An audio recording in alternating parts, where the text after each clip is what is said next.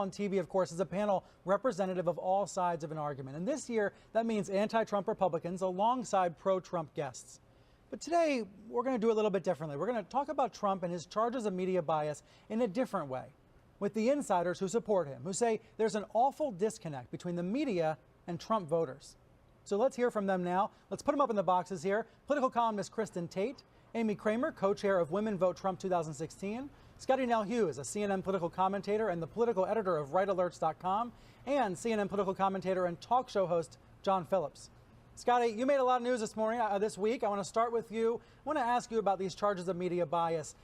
When you talk about this on television, when you point this out on Twitter, why do you think it's a winning argument for Trump to assert media bias?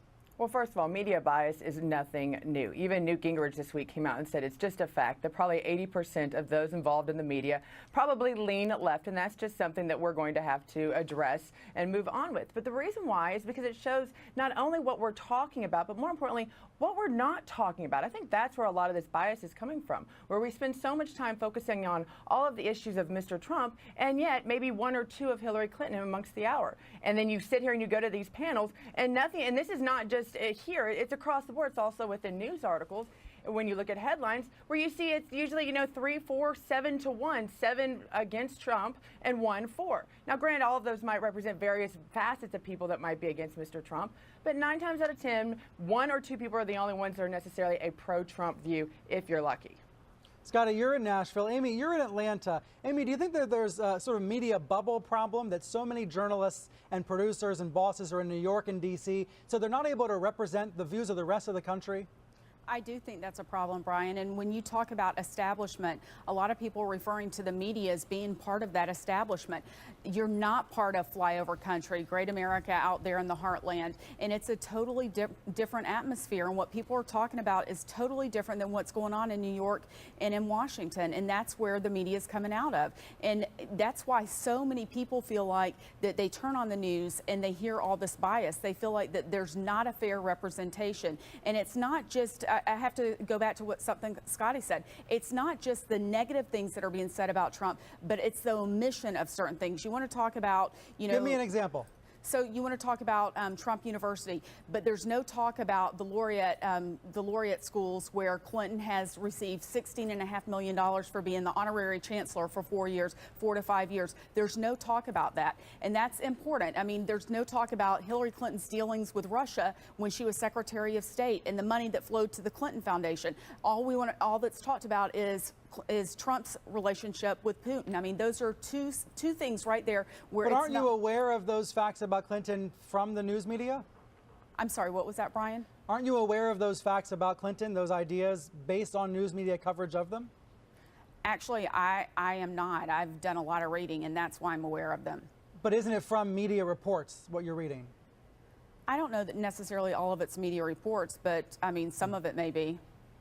Don't you think that you're maybe doing an apples versus oranges comparison when you bring up Trump and Clinton? Isn't it possible that there are Clinton controversies, but they're not as big and newsworthy as Trump controversies? But who are you to decide if they're not newsworthy? I mean, that's for the American people to decide. The media should lay it out there and let the American people decide. Put the information out there. It's not the media's place to determine what's newsworthy and what's not. If there are scandals on either side, then put them out there and let the American people give them the information and let them decide what's important and what's not. So, Kristen, let me bring you in here. You're with me here in New York. Isn't it the news media's job exactly to decide what's newsworthy? Isn't that the definition of news?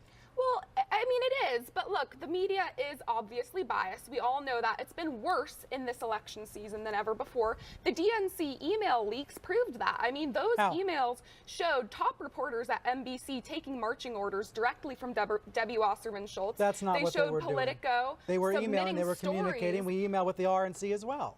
Well, they showed Politico submitting stories to the DNC one story, one reporter, and that reporter has apologized before publishing those stories. But look, this is a problem. But I also think we've got to point out the fact that a lot of the bias is because of the liberal ideology, but some of it is just because of entertainment, right?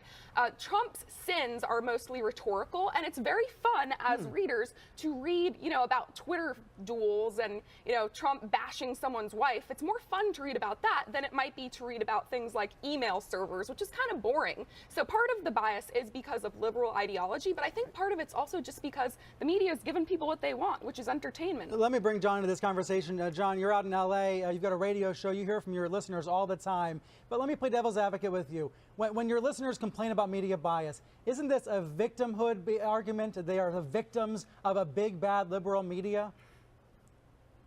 Well, it may sound counterintuitive this week, but I think in many ways the media bias helped create Donald Trump.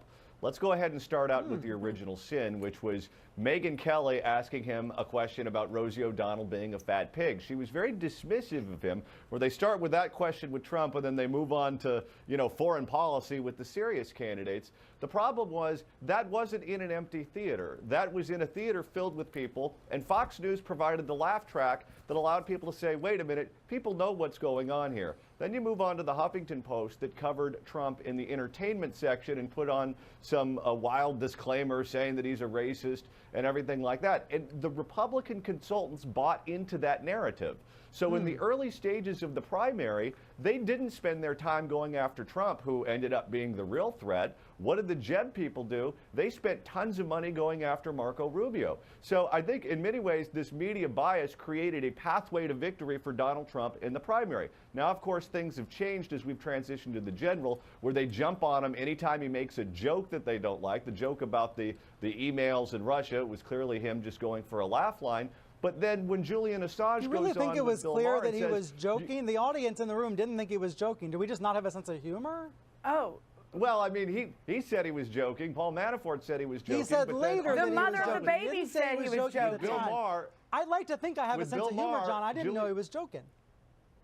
well, that's what Paul Manafort said. But on Bill Maher on Friday night, Julian Assange goes on and he says, you need to hack into the Trump emails. And that was deadly serious, and that fell on deaf ears.